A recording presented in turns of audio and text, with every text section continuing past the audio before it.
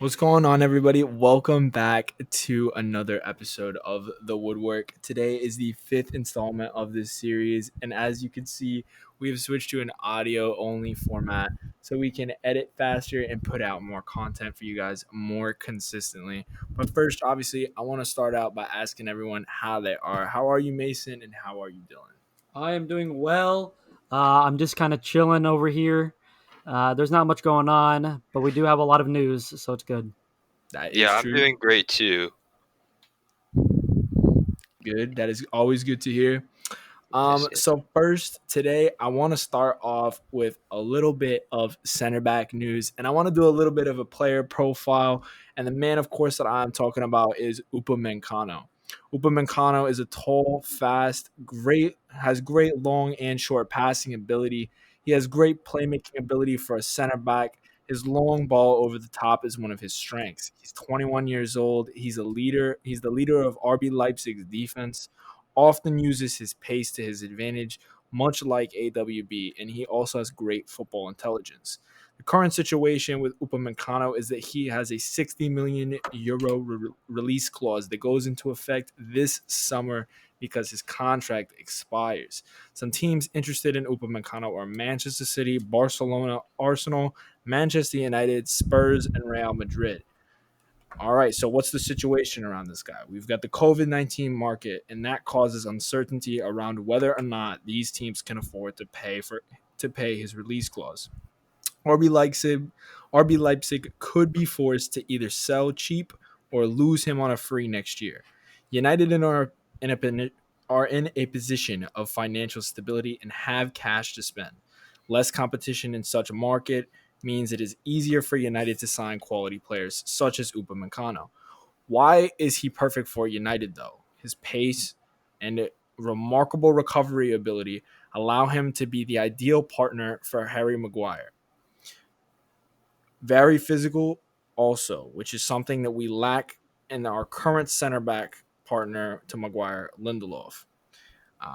And also at the moment, Lindelof's versatility is not something that is used often, and Upamecano, we could also play him as a CDM at times, and that great long ball ability and ability to carry on the ball is something that we don't have at our other center back position. But here's what we know: United are interested on bringing in another center back, with the likes of Smalling and Jones likely leaving the club in the summer. According to Sky, Ole has listed him as his first choice center back, and we know that Ole does not like second choice signings, so they could be making a big push for this guy. This excites me heavily, and I hope it happens, but I will not get my hopes up because of the situation going on right now. And people are urging Upamecano to stay at RB Leipzig, but I hope he comes. And if not, I will still enjoy seeing this guy in the Premier League or in La Liga if he chooses to go there. But I want to get your thoughts on this, guys. What do you think about Upamecano, and would you like to see him in a United shirt? I mean, I absolutely love Upamecano. I think he'd be perfect for what Manchester United want right now. It should be interesting what he decides because obviously everyone wants him right now. If Mm-hmm. he did choose to come to United, I would obviously take him with big arms. Dylan? um, he would be a great signing for us. Like we said in previous episodes, we we don't we seen the linked with us, but we don't want two slow center backs because Maguire's not that fast. Obviously, Upamecano can get back. He could defend. He could do everything pretty much that we need in that center back role next to Maguire. Mm-hmm. I agree. You know, you know what I'm saying? Like I do. I just think he'd be a great pairing for us. He kind of reminds me of Eric Bailly a little bit. I just think he's more quality than him. Yeah, I don't think Yeah. he's as. I think Eric Bailly has shown spurts of being a consistent first choice, first team center back, but at the moment his injury record has sidelined him for a little bit, and I think he just needs to put in some more consistent performances like that first season he had with Mourinho with us, and I think that he would definitely be the first choice partner for Maguire. But because of his inconsistencies, and because I think that Smalling and Jones are both going to leave in the summer, I think that leaves a little bit of a hole that should be filled. Um, And I think that Lindelof again is kind of inconsistent. I think we've talked about it in the past, but it's hard not to mention the constant links to Kalidou Koulibaly. Would you like to see somebody like Kalidou Koulibaly, who's around 29 years old, but is one of the best center backs in the world, come to Manchester United, or would you rather the young Upamecano from the Bundesliga come to Manchester United? I want to get I your thoughts on that. mean, personally, I think Koulibaly is probably the best center back in Europe right now, and I don't think you could ever. I think I'd Better take than Van Dijk. Koulibaly. Yeah, I think Koulibaly is. I think yeah, but Okay. I would love to see Koulibaly in a United shirt way more than I would want to see anyone else that's been linked with us. I know that's realistically not going to happen, and because why? But Upamecano would be an amazing player for Manchester United to have, and like I said before, I would just graciously take him. So Dylan? Um, Koulibaly, I think, would be good for if we wanted to win something or challenge for something right now. But I'd go Upamecano because I want to win stuff consistently in the future and have him a part of that winning team. Mm, I think he's something that we can build on, yeah. along with Maguire and Aaron And I also, Wan-Bissaka. yeah. I think he The only also just thing fits I that don't know Ole about is Luke profile. Shaw. Oh, well, but we do have Brandon Williams too. I mean, I don't. We'll talk about Luke Shaw in a second, but just I think that Upamecano, a signing like that, really does fit the Ole type profile of signing. It's young, it's physical, it's hungry. Like that. That is all of the makings for an Ole signing thus far. What I've seen, right? right, And it's I like just think, I think like he just loves signing those young players. So he that's why Upamecano would be a great signing for Ole. So yeah, and I just think that like his his style of play fits us to the key, right? It fits us so much, and his pace next to Wan Bissaka or even next to Luke Shaw or Brendan Williams, that recovery ability is something that we don't have at the moment. Like when players hit us on the break or are highly pressuring us when we're on the rope sometimes. I think that that's kind of what we lack, or someone that's that physical. Sometimes Lindelof will get bodied off the ball or he'll lose a header, but that doesn't happen with Upamecano. But yes, he is young and he makes mistakes, but a player like that is only going to grow if you give him the time. And he has more senior appearances than John Terry did at his age. So, I mean, I think the guy's got enough experience to play at the highest level. you think he's gonna be a John Terry? Like No, what? no, no. That's not what I'm saying. I'm Okay. saying that Upamecano has more senior appearances at 21 years of age than John Terry did at 21 years of age. So for people that are saying that there's a lack of experience there, I just think that they're wrong because, I mean, one of the greatest of all time I mean, against one of these guys. Like, do you think Upamecano is gonna be like a John Terry type player? Like he's gonna go down in like history or something? no, that's not what I'm saying. I don't know that. I'm not a fortune teller, but I'm just saying I'm comparing that one of the all-time greats at this moment in his career did not have as many senior appearances as this guy. So I'm Right. simply saying that for anyone that says that it's a lack of experience and that you can't bring somebody that's this inexperienced into the Prem, I would say you're wrong because he does have more senior appearances than someone that is considered to be an all-time great. But we seen him play against English teams before in the Champions League, just Yes, that is in the true. round of 16 against Spurs. Yeah, he He played excellent in shut that them game. down. I And I know. remember a did you point in guys see that that? game. Did you guys see that run that he made? Yeah, I Into was about to mention that. Yeah, amazing. He's good on the ball too. He's like technical ball playing center back. He's really good. Yeah. He's their best defender. He's the leader of their defense, and he's one Yeah. of the reasons why they're challenging for a title, and then why they're still in the Champions League. But I think I hope that deal happens, but I don't want to get my hopes up. That's what I'm where I'm at. I need Is to he see like one of more their? links. Is he like one of their biggest like leaders on their team? Like just Yes, in general, not even center back position. 100% yes. Oh, okay, Him, Yeah. I got you. he often plays long balls over the top to Verna or Sabitzer.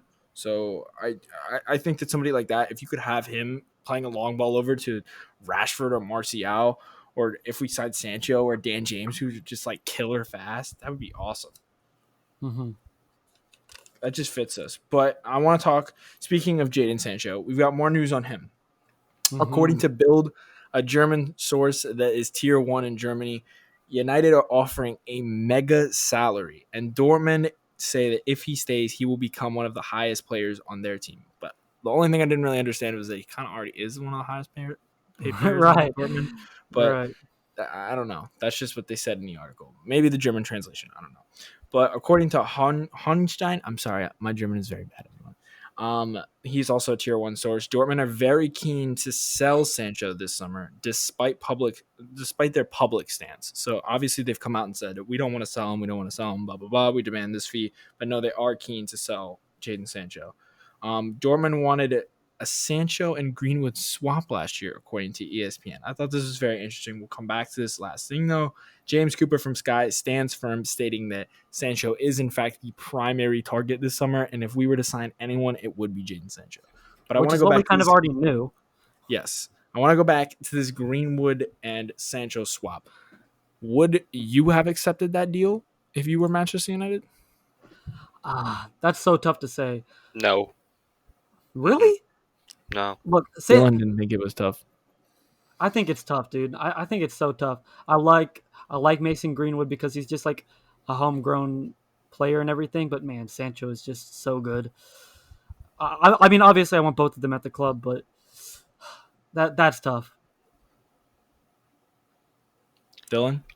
Personally, I wouldn't sell him just because he's come through the academy. We've seen what he could do in Premier League games, European games, and cup games. Like he he's gonna be a star. Well, he's already a star. He's a young star, but he's gonna be an even bigger star in the future. And I think just doing a player swap for Jadon Sancho right now, and then what if Greenwood becomes twice the player Sancho ever will be in a couple of years?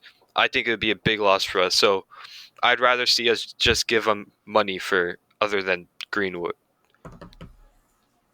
I agree. I I see. It's kind of funny because when you look at that, that just acknowledges how good Greenwood is, and that was last year. That was before Right. the season even started. They Yeah, he was wanted like Greenwood in a playing. swap deal with Jadon Sancho, who just got done contributing to what, like 30 something goals in the Oh, Bundesliga. something insane, dude. That Like, just yeah. that is incredible that they were offering that. Like, and no, everybody writes Greenwood off. Holland is better. João Felix is better. No, like they were offering Jadon Sancho for Mason Greenwood, who hadn't scored anywhere near what he had scored this year. I don't know if he even scored a senior goal last year, but this year he's gone off. Like, so that's what makes the argument interesting, knowing what we know now. But Yeah, it's honestly, oh. I tend to agree with it's a tough call, but I would tend to agree with Dylan. Um, Mhm. possibly I'd like to have them both. I hope we have them both. I think it's probably likely that we're just gonna buy Sancho. Yeah, that I looks think it's likely. basically like 85% sure about that. I don't want to say 85% because I don't want to jinx myself, but when you see several links and consistent links like this, it's very hard and it's very like unlikely that something will happen. Based on our experiences with this, like over several years of seeing transfers happen, like you're only linked to the player this heavily and with this many sources if you're in for that player. Like Yeah. that, yeah. Um, I mean, he said it on his Instagram live with the water bottle. You know what I'm He saying? drank a water bottle. Come he drank the on. he I drank saw one. water, which means he's coming. It does. I saw one today that said Anthony smile if Sancho's coming, and Anthony Martial smiled. So I mean, I don't know. It means he's coming, dude. It means he's coming. It It's does. it's it's happening, everyone. It's freaking happening. No, I don't know about that, but that was just so funny, and everyone got so worked up about it. They were like, "He drank water. He did it." Like, bro, come on. Like, That's just like it just puts off like a bad, how do I say it, picture of like United fans. Like we already get called deluded enough. Yeah, I mean, yeah, we You we know what I called that mean? out we called that out on this show from the beginning. We as soon as that happened, we jumped on it and we told everyone that that's kind of don't read too much into that. It's kind of stupid. right. Yeah. Um, I think Greenwood's going to be our goal scorer for the future, and I think that is why we are not in for Harry Kane. According to several sources, Harry Kane has never been and never will be wanted by United, even if Spurs wanted to do a deal. This is coming from several sources that say Ed Woodward has told senior advisors that he was never on the recruiting list and that we never wanted him, which again, it makes sense to me. He's getting old. I'm not saying he's getting old, but like he's approaching like 30, and he just doesn't make sense based on the signings that we're looking at. And I told you guys before, I just don't think Harry Kane like is consistent enough in the sense that he can't get on the field enough. He's always getting injured, and they're long term injuries. Like he just tore his hamstring. Like Yeah, that's Yeah, the thing that's tough about Harry Kane. Do you think he is going to get a big money signing to go somewhere else in the transfer window, or do you think he's going to stay with yes, Spurs? Because personally, no, I think he will. I I think think it has to personally be he's going to like stay with either this Spurs. year or next year because he's getting up in age. He's gonna leave. I think he should. If he wants to make anything out of his career or win anything, he needs to go now.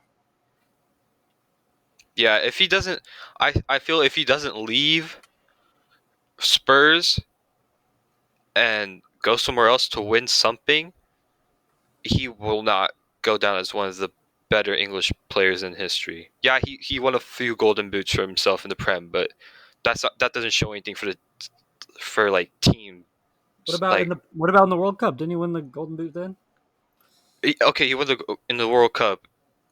Yeah, it's for the country, but it's like what else? That's all he's got. They didn't even win the World Cup. I know. He got I fourth place. all I'm saying is that to make anything out of his career, he needs to leave Spurs and now. And I think that Spurs would be in a position to sell because they're in a bad financial spot right now. So, I mean, personally, if I was Spurs, I'd say cash in on him and try to go find somebody else that fits Mourinho's profile or just build a solid defense. Use that money that you use from that deal and go buy a bunch of quality defenders because they need them. Like I guarantee you that Real Madrid are probably in a position to complete that deal. Or like, I'm not saying I'm coming up with this out of the blue. I'm not saying that they've ever been linked to him, but like PSG, those type of clubs are in a position during this market to sign a player. Yeah, Doesn't matter. I get what you're saying. He definitely should. I guess he should leave Spurs, but I don't really think. 100%. I don't know, dude. I just don't see it Obama, I happening. think Obama should leave too. Not next transfer window. Probably in 2 years. I saw a few sources are linking Aubameyang to Real Barca. Madrid I and saw Barca. Yeah, I Barca. saw He's that. being linked to several clubs, but because Arsenal need the money and they can't afford the wage bill, so Hmm. he honestly should leave because he's even though he's 30, like he's still got a lot of quality and he scores a Oh lot of yeah, goals. he's still really good. Yeah. Don't stay at Arsenal. I would recommend every player that's good get out of Arsenal. Yeah, that's true. I saw something. It was like the Gabonese FA is like forcing Aubameyang to leave, but I think that's just bull. I think it probably is. But Yeah, what doesn't look like bull is that despite several sources continuing to link Grealish to a move to Man United, senior advisors say that United are not in for Grealish and are more keen on a move for a center defensive mid. This begins to look more and more likely, with the prospect of Paul Pogba staying looking more and more likely as well. And this is some like high level sources that are saying that several people are indicating that we're never really in for Grealish. But this kind of reminds me of like a Aaron Wan-Bissaka type thing. Because you guys remember right before we signed him, no. United are not keen on him. They don't want him. This, that, and the other. And then 2 weeks later, we ended up getting the deal done.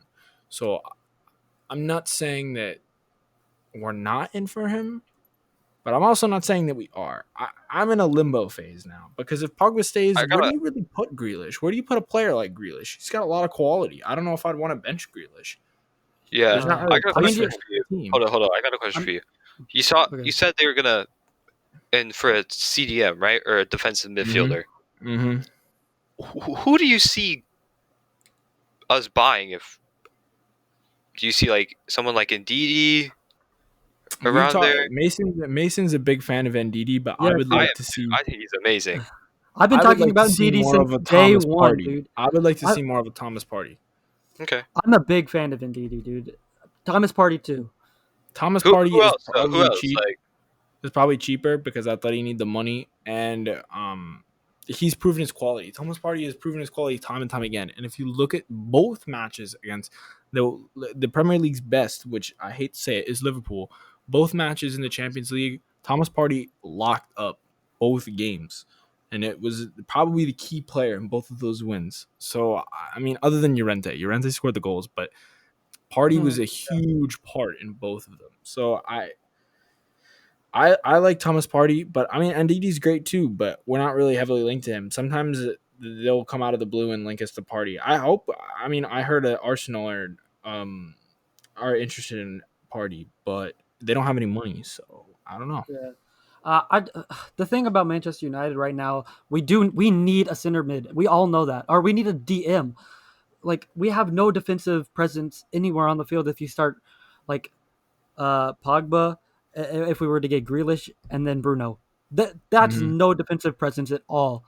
So that's I why I mean, was always you saying, still have Fred and you still have yeah, McTominay. I Fred. hope McTominay could still be a defensive mid. I mean, I watched the match rewind today. yeah, Um, with United against City, where we won 2-0 at home. And Fred played very, very well that game. And so did Matic. Matic played very, very well. Both of them were in a more defense position, but Fred is a little bit better on the ball. Fred can carry, Fred can pass, Fred can dribble, Fred can do all those things. But McTominay, not McTominay, I apologize. Matic is kind of like a brick. Like he just kind of sits there and then just stops everything that comes his way. I want McTominay to be that, but he just needs to be more poised, I guess is what I'm trying to say. Matic is calm and is just like sometimes I feel like McTominay is just kind of running around, like, and he's too excited. Like kind of like Dan James, kind of running around and is a little too excited and doesn't really know where he's at sometimes. But I love McTominay because of his passion and the energy he puts into the team. Like in that game when he came on, like you could see the difference. Like everybody stepped up after that, and then he scored that freaking screamer from like 30 yards, which is awesome. But like I want McTominay to be that, but if we bring in somebody else, like, I would like it to be a party. You guys have now reached the end of part one. Please stay tuned for part two.